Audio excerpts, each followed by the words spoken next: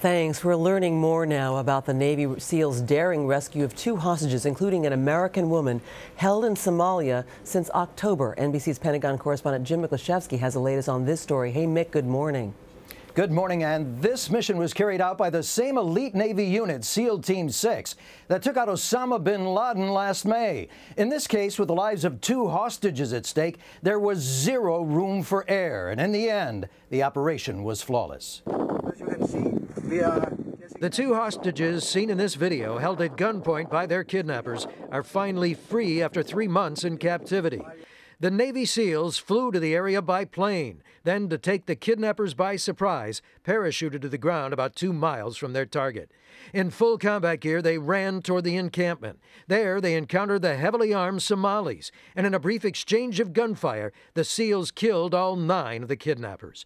The 2 hostages were rescued unharmed and flown off in combat helicopters for a U.S. military base in nearby Djibouti.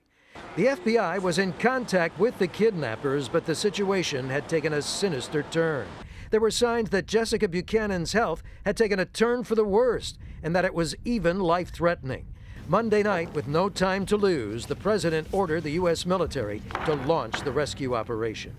Good job tonight. Good job tonight. Only a day later, as President Obama delivered his State of the Union address, the hostages were already on their flight to freedom.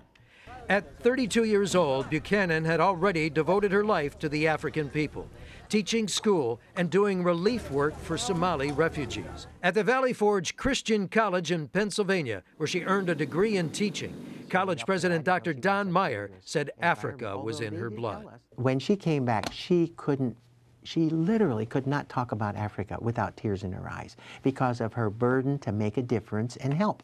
Edward Toomey, a neighbor, says her father John had been worried about Jessica for months. Because you could tell it was always on his mind. Of course it was his daughter. Yeah. And you don't know what to say. You can't do anything. You can't help them. So it's rough.